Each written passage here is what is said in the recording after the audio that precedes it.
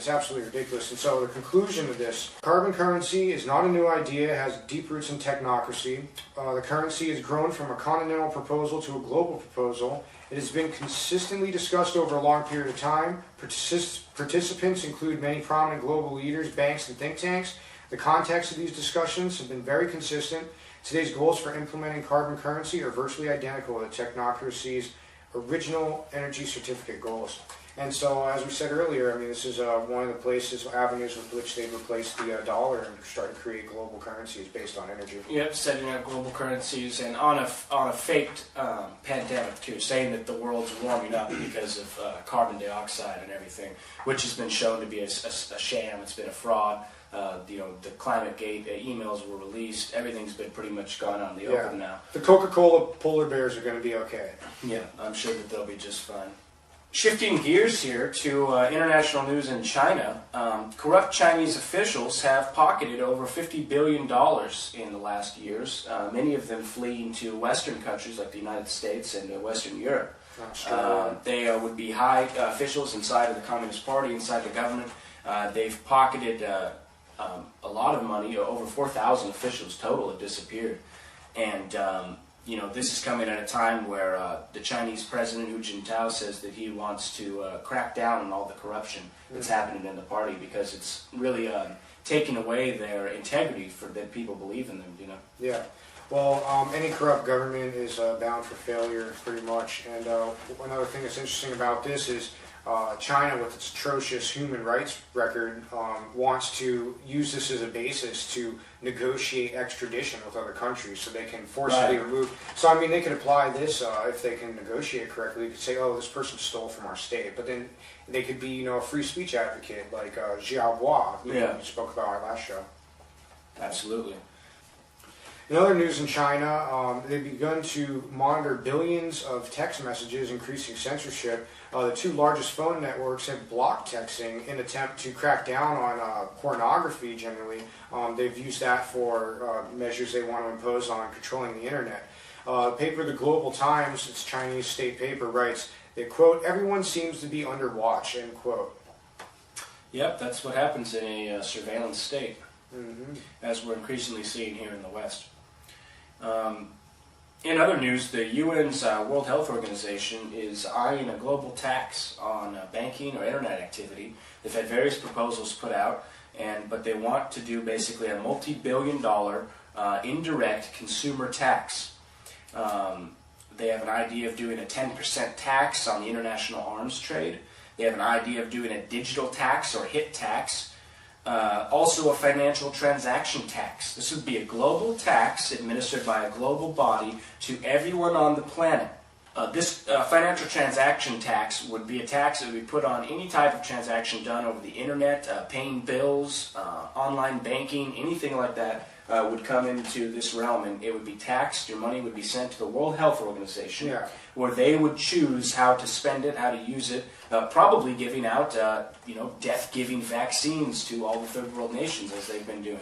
Or what they say it was going to be used for is, quote, financing the rapid transformation of the global medical industry. And considering, this recent flu pandemic and other unimpressive science like the global warming fraud, I'm certainly skeptical.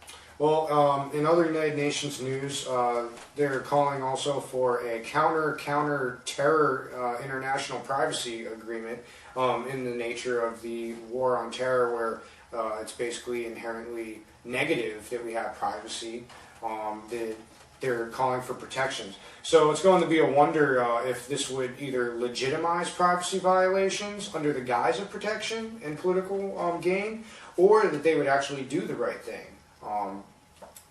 Only time will tell, and there's only one way to know. But I mean, considering these the looming possibility of global government and what the WHO is calling for and stuff, I mean, I wouldn't trust many policies from the UN. I'd say we just go with our own sovereignty and our own inalienable rights and privacy. We should be good with that. We don't need to make more legislation. Yeah, your rights are already there as far as your rights to privacy and your rights to freedom of thought and expression. That's what being human is. You inherently have those. Yeah, you can't legislate them. They don't need to be given to us by a world body, because, of course, if they have the right to permit something, they have the right to deny it to you as well. Concerning the surveillance news, an internet game has actually come out, or is going to be coming out over in Britain, where they're going to have participating people that have CCTV cameras. Those are the country's, nationwide surveillance camera system. People who have those in their shops, in their offices, their streets, are going to be able to add their camera to a list of all the other cameras in the United Kingdom. And people are going to be allowed to watch those cameras and actually play it as a game, trying to find criminals or people doing, things that are wrong. They talk about people putting out stuff in the wrong rubbish bin and things like that. And they're going to be getting people in trouble for this. So they're going to have all of these people on the internet in Britain spying on everyone through these cameras, watching their fellow citizens, just like you would have in communist China or Russia or Nazi Germany, where the citizenry spies on themselves. They spy on each other and report everything to the government. Mm-hmm. And they're actually going to be offered prizes, too. Yeah, $1,000 prize every month. £1,000 will be given out to whoever gives out the most number of criminals. Yeah.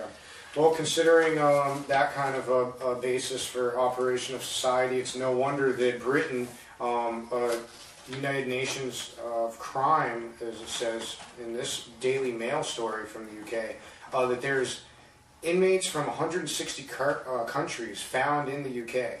And these foreign criminals represent 1 in every 7 inmates in the prisons. It says that the top 10 nationalities of inmates are Jamaican, Nigerian, Irish, Vietnamese, Polish, Chinese, Somalian, Pakistani, Indian, and Romanian. In other UK news, evidence relating to the death of government weapons inspector David Kelly is now being kept secret for 70 years.